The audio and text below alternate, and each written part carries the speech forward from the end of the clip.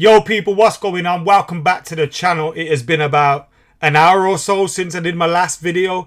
If you guys are wondering, has Adam lost his mind? He's just making videos every hour these days. We are continuously getting updates, and I just thought this one requires a new video. So I'm going to recap everything that's been going on today in regards to this Manchester United takeover, and particularly the breaking news from Reuters that Manchester United are negotiating exclusivity with Qatar's Sheikh Jassim in the $6 billion plus sale between obviously the Glazers and potentially Qatar of Manchester United. So we're hearing now exclusivity is being granted to Sheikh Jassim. This came after Rio Ferdinand came out and said he thought something was happening and that the Qatari takeover of Manchester United was imminent. And then just after that, just after I made the video, we saw leaks. I say leaks. It's available on a public website from Companies House, which, if you don't know and you're not from the UK, Companies House is the organisation or the group that you have to register all your companies with in the UK. And we saw a company registered called 92, which is the name we've heard, briefed in reports before about this Qatar group in terms of what their group was called. And they've registered with Sheikh Jassim as a director in the UK as a company. So that obviously set things going. The share price rocketed up. It was frozen for a little bit in terms of sales, but it's being obviously sold again now. And we get this report from Reuters. So we'll be getting stuck into everything, because I know you probably not have watched the last video I did just a couple of hours ago on the Rio Ferdinand stuff. So we're going to get stuck into everything. Make sure you're keeping it locked by hitting that subscribe button, liking, commenting, sharing. Throughout the summer, we'll be reacting to news on the takeover, and we'll also be covering all the transfer news and the pre-season games as well. Before we get stuck into this story from Reuters in terms of Manchester United, can I also say rest in peace to Gordon McQueen as well, and thoughts and condolences go out to all of his family. A Manchester United hero. Obviously, I never got to see him play. I ain't that old, and I haven't been going to games for that long. But I'm always been aware of him when I've been reading up and watching previous games in Manchester United's history.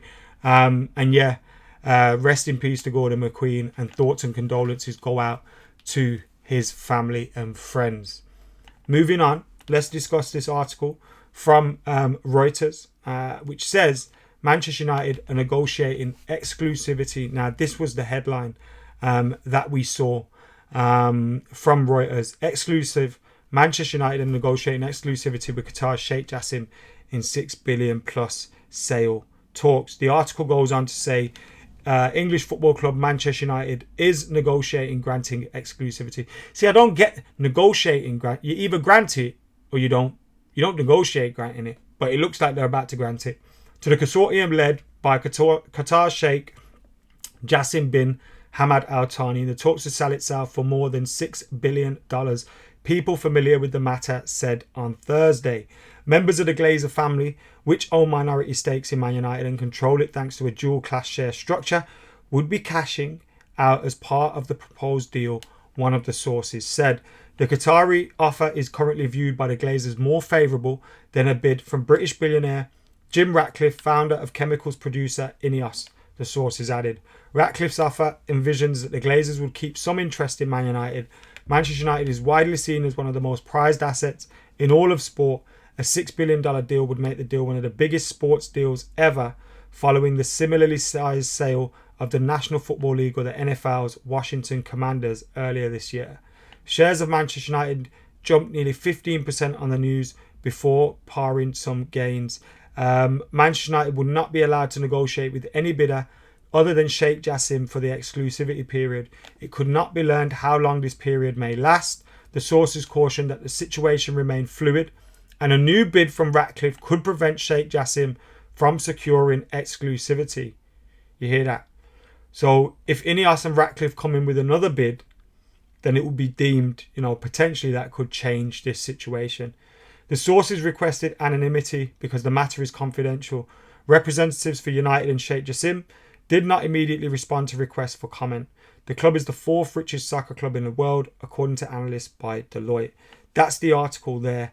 Now, there's some key things there. Negotiating that exclusivity. Also, it goes on to say the situation remained fluid.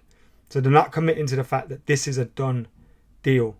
But we also saw today, and again, take this with a pinch of salt, because I imagine they'd have to do this in preparation for potentially owning the club. So even if it doesn't happen, they would have had to do this anyway to be ready. But the company 92 UK Holdings Limited was registered and incorporated on today's date. Now, it could have been registered a month ago, and it's just been incorporated now.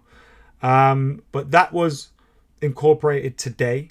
And we also seen there that Sheikh Jassim bin Hamad Al Thani was a company director. So that's what we're seeing on Companies House. That's legit, because those are my own screenshots that I took myself from the Companies House website. There's loads floating about, so I didn't find it myself. I went there after I'd seen it online. And this comes after Rio Ferdinand earlier on today saying, which kind of feels irrelevant to all of this because of the Reuters story, and that he felt that it was imminent and he was told so by a source that he believed. So this is where we are right now. I will obviously keep you guys updated if there's any more news coming out. We did have the BBC's Simon Stone tweet, RE Manchester United ownership. This came after the Reuters story.